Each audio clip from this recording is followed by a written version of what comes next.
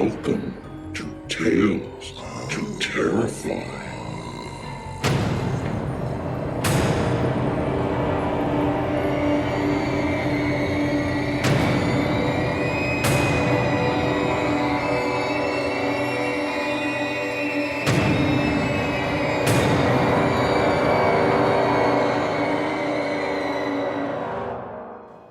Good evening, children of the night. Thank you again for joining us for another edition of Tales to Terrify. We're still heading east to our new home, and this will be the first stop of two in my home state of Ohio. Peter, one of our editors, lives around here too. We have lots of places that we could visit and talk about, like the defunct Mansfield Penitentiary of Shawshank Redemption, the movie, that is, fame. The tale of the Melonheads roaming the Buckeye State's forests, the story of the town Munchkinland way down by Cincinnati, the terrifying lore around the Gore orphanage, or even the sprinkling of serial killers that came from the great state of Ohio, including Jeffrey Dahmer, who spent a bit of time attending the Ohio State University. However, we'll be talking about a place in Summit County and Boston Township. But before we get to that, some things about fiction.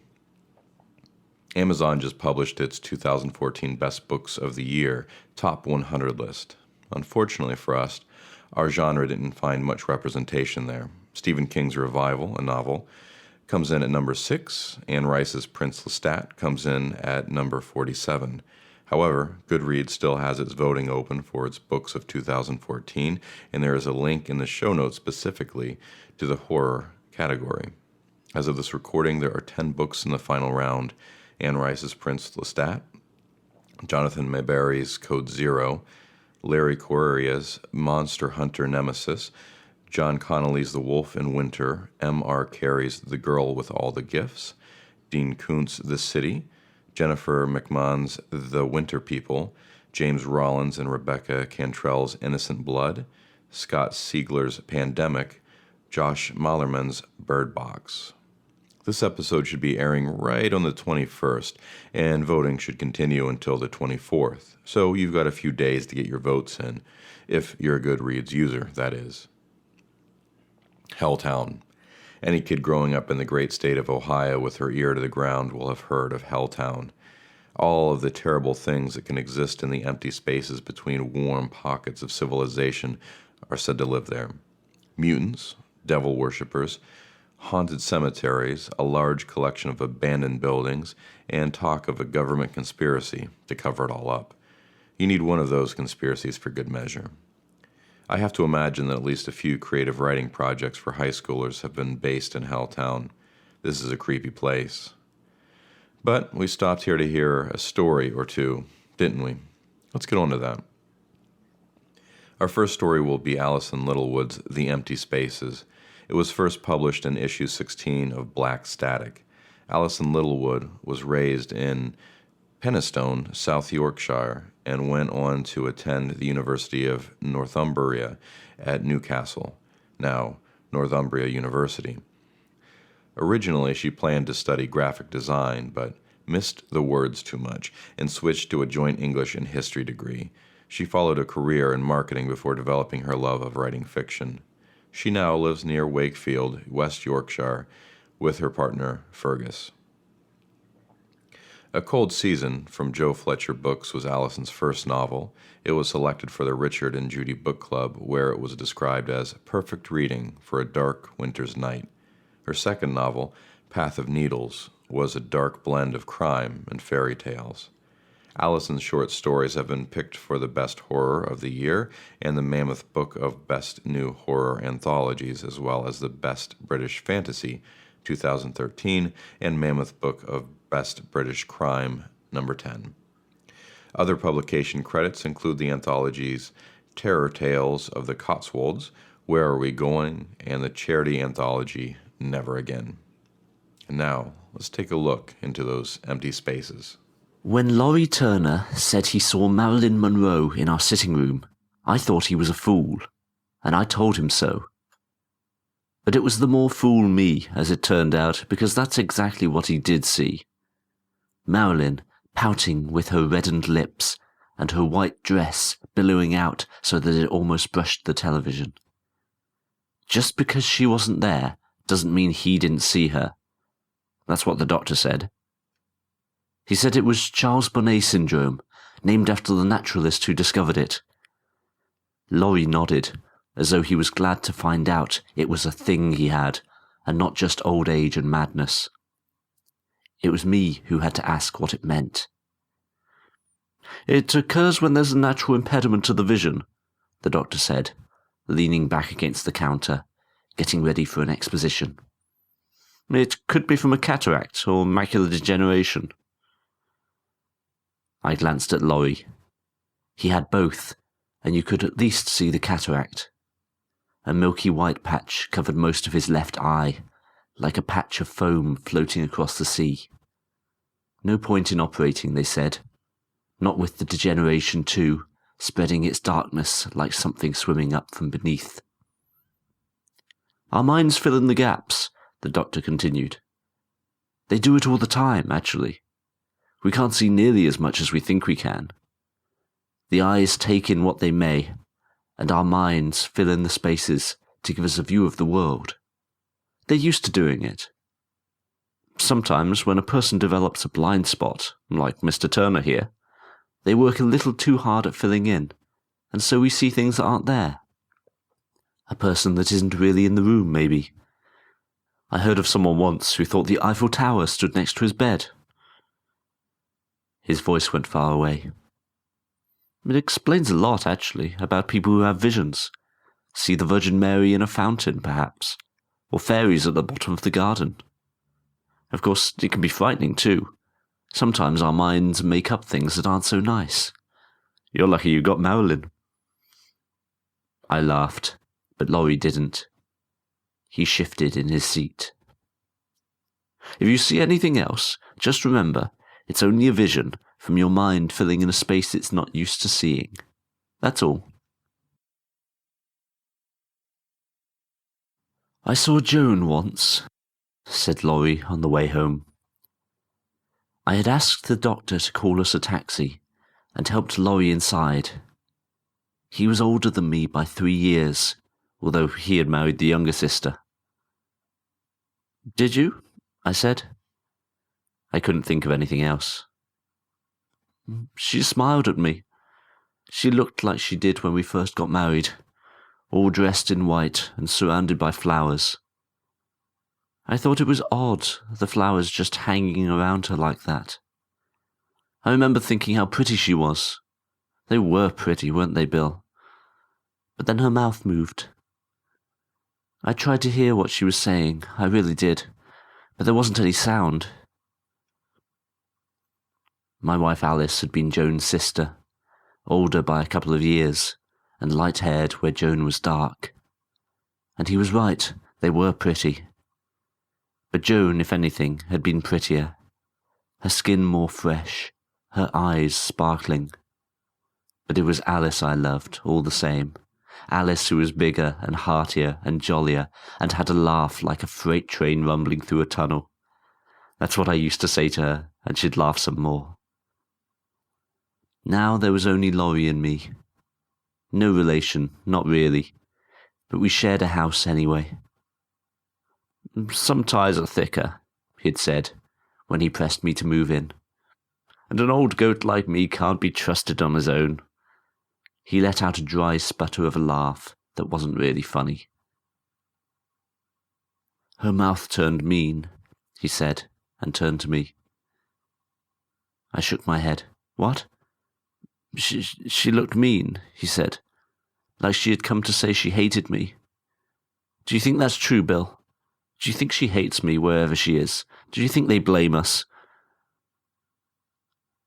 It had been a long time ago, and I didn't want to think of it. I shook my head violently, feeling the cords in my neck popping. You're filling in the gaps, like the doctor said. You're filling in a gap that wasn't there. Out of your head. It wasn't even her. We rode home in silence. I stared at the taxi driver's back, wondering how much he'd heard.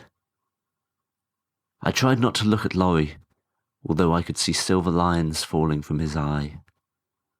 It was his right one. the one without the cataract. His right eye, and it was dark. "She's here," Laurie said. He had woken me, shouting in his sleep, and when I went into his room he was shaking. "She's here." "No, Laurie, you're dreaming. It wasn't even a vision. You were asleep." He thrashed his head from side to side. "I wasn't asleep. I was lying here, wondering if we should walk down to the wagon tomorrow, just once more. That's when she came, Bill, as if she heard me thinking it. Do you think she did?" I patted his shoulder, as one might pat a dog. "I don't think so, Laurie. You know what this is now. The doctor told you. There's no need to worry, and no need to think about those things." "How does he know, Bill?" Laurie sat up suddenly, his eyes wide open and staring, one light, one dark. "How does he know that what I'm seeing isn't real, and what you're seeing is?" Our minds fill in the gaps, I thought. We can't see nearly as much as we think we can. "She might be real, Bill. A space in the vision. It might just give us room to see things other people can't. How do we know they're not real?" It took me a moment to answer. "Marilyn Monroe, Laurie? You really think Marilyn Monroe was in our front room?" All the tension went out of him in a rush, and he fell back onto the pillow. I thought he was settled then, but as I left the room, he spoke. "Why not, Bill? She has to be somewhere, doesn't she?" Laurie's words ran through my mind as I tried to sleep. I was thinking about walking down to the wagon, just once more. Do you think she heard me? I remembered the last time we went to the wagon. We were younger then, much younger. It was long before we shared a house, but not long after we'd both got married. We lived on the same street then, and not far from the pub. We'd been there by 7 after the girls caught the train for the city. We had waved them off. They tried to lean out of the train window, but the slot was too narrow. They were laughing, but we couldn't hear them over the sound of the train. Both had their party dresses on and their hair curled, one light, one dark, like Laurie's eyes. "Right pretty," I told Alice. "You're right pretty," and she had hugged me there on the platform.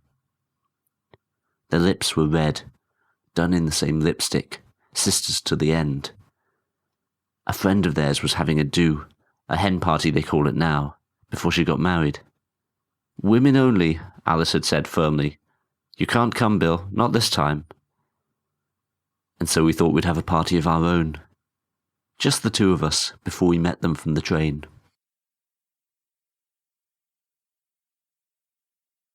"Do you think I don't hear her because my hearing's perfect, Bill?" I was scanning the paper, reading the interesting bits out loud. "What?" "I can see her because my vision's going. It leaves a space she can walk into. Do you think I can't hear her because my hearing isn't? Because there's no gap for my brain to fill in?" "Maybe." I rustled the paper in my hands. Something else I didn't want to talk about. "I saw a funeral out the window this morning." "Did you? Whose?" I looked out at the lane, seeing only foxgloves nodding in the breeze. "No, I saw one. A procession, anyway. Joan was there, sitting in a carriage, looking at me. It was that kind of funeral, an old-fashioned kind, carriages and black horses with plumes on their heads." He paused. "The day I hear them as well as see them, Bill, that's when I'll know they've come. For me, I mean, to take me away." I shook my head and bent closer to the newspaper. I could see the print as clear as anything. We never met them from the train. That's why it happened. We left a space, a vacancy, an emptiness. Something he could walk into, with no one to stop him.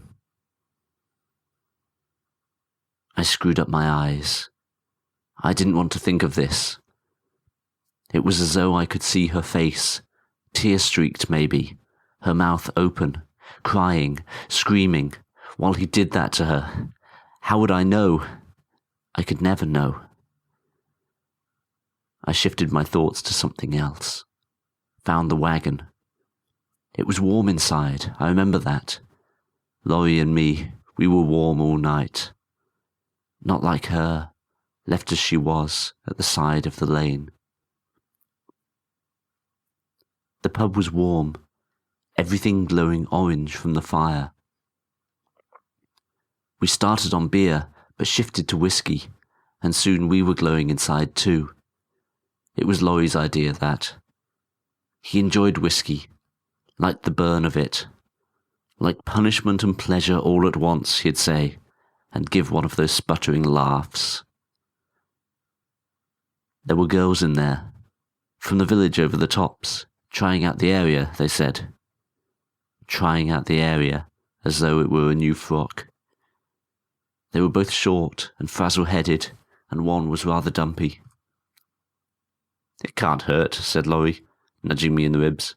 "It's only talking, just for a while." We took the seats next to theirs. It was a bit cheeky, I thought, that was all. Because I loved Alice, and she knew I loved her, and soon I'd be curled up around her in our bed, keeping each other warm. This was just a laugh, something Laurie and I could wink over later. It wasn't as though anything was going to happen. We bought one of them a G&T and the other a rum and coke. I don't remember their names, only their drinks. G&T snuggled up to Laurie, and rum and coke looked at me and giggled. Her eyes were glassy. I think all our eyes were glassy. That's when the barman clanged the bell for last orders. Time to drink up, go home, time to meet the train. Then he said something about a lock-in. Laurie winked at me over G&T's head. "We'll stay a bit longer then," he said. "What about the train?" "We'll be a bit late. It's not far home from the station anyway. It'll be all right." I distinctly remember him saying that. It'll be all right.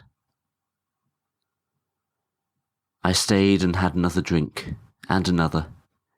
It was the last time either of us would drink like that, and the last time we ever went to the wagon, although it's still there, down the hill towards the river. Yes, it's still there. And all the time I put the glass to my lips, I told myself that nothing was wrong, that Alice was fine, that she'd be waiting for me at home, that everything would be all right. Laurie stopped telling me about the visions, in the end. I knew he still saw things, but he never told me what they were. I could tell from the way he looked at me, one eye blank, the other confused, as though he were wondering if I was really there. Once he started to say something about a funeral, but I left the room before he could say anything else. I think about that a lot these days, the way he opened his mouth and began, and then clamped it shut. Laurie's gone now. There are no more chances for him to tell me what he saw. At least, I don't think so. One afternoon, I heard music floating down the stairs. I was doing something, reading maybe, or cooking, or at least thinking about it. The first notes of it drifted down, something mournful and sombre. I remember thinking it was good that he'd managed to work the record player by himself. It was something for him to do, to take his mind off the things he could or couldn't see. But the same tune went on and on. It was a sad, slow, steady march of sorrow. After a while, I went up to see him, to pass the time of day, to see how he was. And as I went up the stairs, the music faded and was gone. Laurie was dead, of course. They'd come for him just as he said. Only he wasn't the only one who heard. I set a sheet over his face and looked at the record player. I was surprised to see there was a record on it, but not surprised to see that it was Ella Fitzgerald. I wasn't a fan of Ella, not B, but I knew she didn't sound anything like the music I'd heard. It had been like 1,000 clarinets weeping. It was the sound of a funeral march. Like I said, I think about it a lot, about the things we see and the things we don't. Empty spaces just waiting to be filled, with good things or with bad, especially since I started hearing things. They played a lot of bleeps at me in the doctor's office. I was supposed to press a button when I heard them, some sort of test. Sometimes my hand jumped on its own, a treacherous, shaking thing, and pressed. Later they told me that sometimes they played a beep and my hand never moved. It just sat there, liver-spotted and useless. But I still hear things, oh yes. The sort of voices Laurie might have heard if his hearing hadn't been perfect. Whispering in his ear at night, maybe, or when he was just waking, or in that long, tired stretch of the afternoon before the evening began. But I heard them. I heard Alice and Joan laughing together, like they were still on the train, laughing fit to bust, only now I could hear them clear as day. Joan's high giggle, Alice's booming laugh, hearty and loud, but sort of hollow too. Almost like she was heading into a deep tunnel. Sometimes I hear the hay-warm snort of a horse as it nods against the traces. I hear the clip-clopping of hooves on the road. I hear it, but I don't see it. That's how I know I'm safe, I suppose. It's frightening, but I'm safe enough, because I haven't seen their faces yet. That's when I know they've come for me, come to take me with them. I'll finally see her face, and I'll know. That was Alison Littlewood's The Empty Spaces, as read to us by Rob Haynes. Rob Haynes is a writer, podcaster, and ex-turtle biologist. His podcast fiction can be found at lepariscuisine.blogspot.com. Link will be in the show notes. Our next story will be about a different kind of place than Helltown, Ohio. The story comes to us from Daniel Kaysen, and its title, Not That Kind of Town. It originally appeared as part of the Kaysen magazine in the summer of 2011, but is, sadly, no longer available online. Daniel Kaysen's short fiction has appeared in print magazines Black Static and Interzone, and on the web at Kaysen, Strange Horizons, and Idiomancer, among others. The link to his delightfully minimalist webpage will be in the show notes. Let's take a stroll down some other streets than these. 1. It's a quiet place, this, but that's not to be sniffed at. You can keep your city and its lights. I like the slower pace of life. I like that not much changes here. The most that ever happens is a car full of youngsters is driven too fast and ends up hitting a tree or a lamp post. Then the victim's friends and family mark the spot with flowers and cellophane taped to the bark or the metal. They write with passionate certainty on the cards attached, never to be forgotten, and gone to a better place. I like those shrines, and the way they bear witness to how much the dead ones were loved. But other people don't like the shrines, sadly. The reverend says we're not that kind of town, and the council agrees that the flowers are unsightly, and anyway, the dead have proper graves in the cemetery, which will always be kept neat and trim, so the flowers are torn down. After that, Only little bits of tape are left to mark the spot where the victims died. Most people don't register them, I'm sure, but I keep my eye on those reminders of the shrines, and I pay my respects. I'm good at noticing little things like that on my wanderings. I was always a wanderer. I wasn't the sort to be given a job, and women didn't look at me and long to be married, so I wandered the town instead. That wasn't popular. It was often suggested I might be so much happier in the city. I'm not daft, though. The city, I know, is dirty and loud, with 10 times more traffic and half as many cats. Why would I want to spend my life wandering around that? Much better to be in a town full of familiar faces, even if I didn't get the warmest of welcomes from most of them. I think they were afraid that I would do something terrible, like speak to them, or just smile even, or take off my shoes in the park, and then what would they do? Of course, there were a few people who were kind, who knew I was a gentle chap who would never wish pain on a single living thing.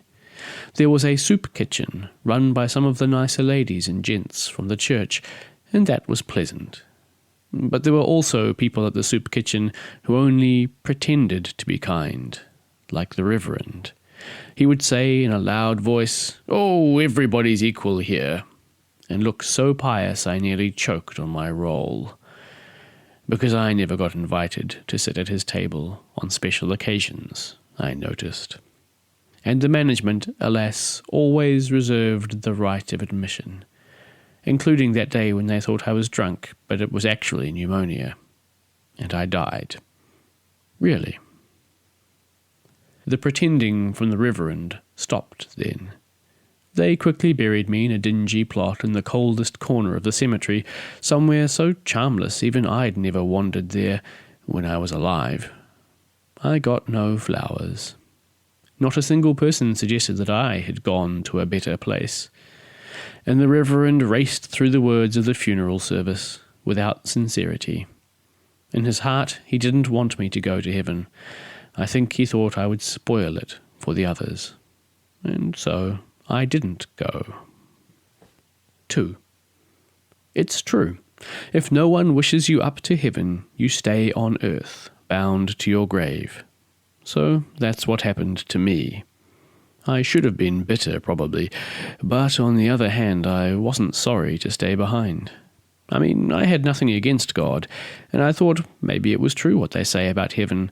Perhaps the last really were going to be first, and people with holes in their shoes would enter in and have a wonderful time, while the commuters had to wait, tutting at the end of the queue, instead of barging in everywhere in that pompous way they have. Maybe it's true what the Reverend said about heaven, but I didn't trust him. Better the devil you know, I've always thought. So I sat by the tree in the corner of the cemetery and tried to make the best of it. Of course, sometimes I got lonely. The days were long and the shade was cold and not many people passed my way. And I missed the wandering I used to do. I missed watching the little changes around town. But I was always a resourceful chap, and I was already used to taking life at a slower pace than those around me. Now it was just a question of adjusting to an even slower rhythm of change.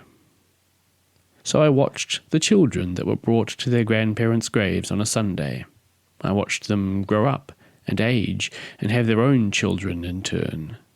I watched the new parents' visits get less and less frequent, until one day they had grandchildren, and then they got a grave of their own, and their grandchildren were brought to visit it, and the whole thing started again. I watched that cycle carry on, the graves spreading all up the hillside, and then the cemetery was full. The council had always taken pride on caring for the cemetery, and oh yes, of course, it always would make sure the graves were neat and trim, even long after the cemetery was filled. But promises are funny things. They're only words. And one generation dies, and the next takes over, and then another takes over in turn, with modern ideas and a modern budget for prioritizing their resources. The budget didn't include us. So I watched as the grass grew wild and the fences rusted, and one by one the gravestones toppled flat and were forgotten. And then the souls returned to earth from heaven. 3. They came back down. Really. It's what happens when the memorials can't be seen anymore, when no one tends to them. The souls are kicked downstairs again. As it turns out, resources must be prioritized, and there's only so much room in paradise, and management, alas, reserves the right. It wasn't a huge surprise to me. It was a shock to the souls, though. Golly, yes. They stood there in the wilderness of the cemetery, looking up at the sky in disbelief that they had been ejected, keening and screaming to be let back in.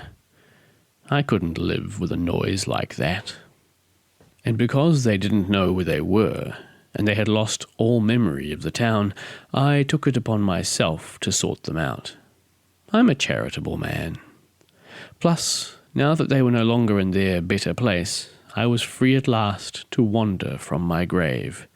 So first I gathered up all those that had made a roadside shrine, or had had a shrine made for them, and I walked them back to where the shrine had been.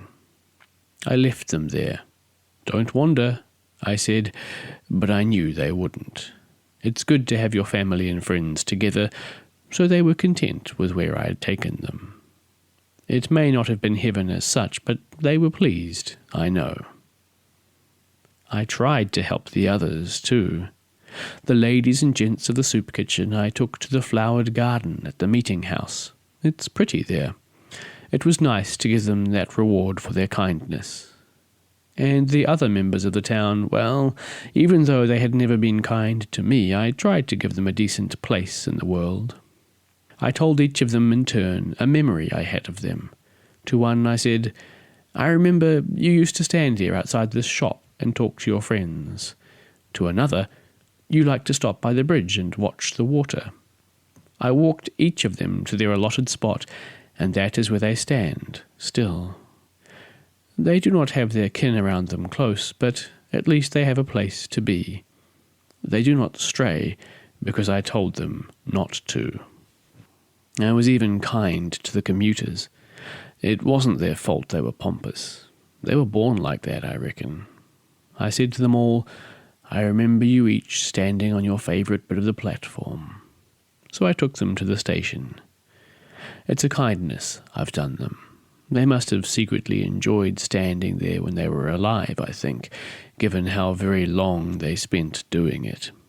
Don't move, I told them, and they don't. I almost managed to be nice to the mayor and the councillors too, but I didn't, quite. Instead, I sent them to stand looking at the rubbish tip. They need to be less hasty about what they call unsightly. Maybe they will learn to see beauty there over time.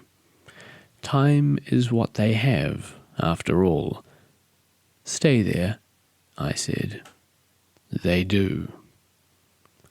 And finally, I had to deal with the Reverend. Where do you remember me?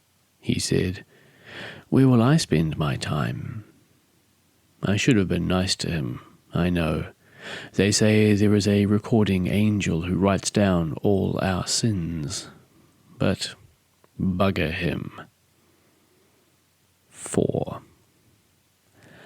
It's a quiet place, this, but that's not to be sniffed at. You can keep your city and its lights. I like a town where people will give a wandering man a nod of the utmost respect as he passes. A wandering man and his dog, I should say. Because apart from his public piety and his tearing down of shrines, the Reverend was famous for disliking gentlemen of the road with canine friends. Not in my churchyard, he would say. So now I have him on a lead. Poor old Reverend on his hands and knees. I tell him to sit, and he does. And he doesn't complain, because of what he's seen in the trees. The thing is, we are not the first set of ghosts in this town. Of course we aren't. Why didn't I guess? Memorials are always forgotten in the end. The dead always come back from heaven. There are so many faces from the past here. Naturally, I don't recognize them, but I recognize the types. I see the commuters of centuries ago waiting at what used to be the stagecoach stop. I see the nice ladies and gents who fed the poor, now standing in the meadow.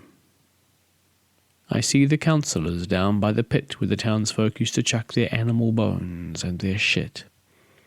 I see the victims of accidents standing with their loved ones near where they died.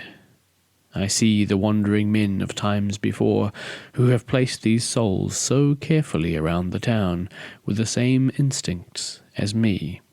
I nod to them as we pass each other in the street. And I see the reverends of years gone by, now swinging from the trees, hanged by their dog leads.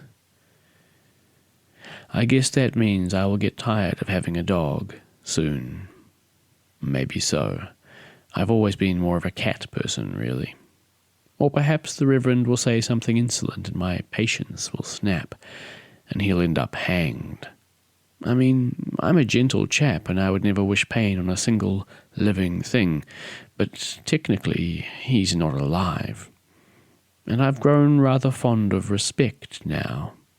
In fact, I notice there are other people swinging in the breeze from trees. Ordinary people, not churchmen. I wonder if they were once slow to greet my fellow wanderers with the respect they deserve. Or maybe they just moved a yard or two from where they had been placed in the town. That wouldn't do. That would show a definite lack of respect. I can see why that would be a hangable offence. They only have to be still, after all. How difficult can it be? They even get sunshine, sometimes. That's more than the ghost of the wandering man gets out in the new cemetery. They put his grave in the coldest corner, and he sits there now, watching the years and decades pass. It's nice to know that he'll be back, though. In a few centuries' time he'll return to town, leading the new crew from heaven. And then the cycle will start over, and the last will be first, and the first will hang from a tree, scrabbling desperately at the leather lead at his neck for all eternity. Because although the hanged are not alive, neither can they die. And the new reverend will try to find breath enough to invoke God and Jesus and all that is holy against me. And then he'll beg for mercy. Oh, hush, I'll say to him, as I say to the other reverends when they try to do the same. I've got nothing against God, but this is not that kind of town. That was Daniel Kaysen's Not That Kind of Town, as read to us by our old friend, Matt Cowens. Matt Cowens is a Kapiti, New Zealand-based high school teacher and writer. His writing has been published online and in several anthologies, and Mansfield with Monsters, his collaboration with Debbie Cowens, and the late Catherine Mansfield, is receiving rave reviews in the New Zealand press. It is published by Steam Press and is available on Amazon, in bookstores throughout New Zealand, or directly from the publisher at www.steampress.co.nz. Link will be in the show notes. And that will be our show for the evening. Next week we'll have one more stop in the great state of Ohio before heading a bit further on our way to our new home. I hope this week finds you well, and we'll see you in just a few days for another edition of Tales to Terrify.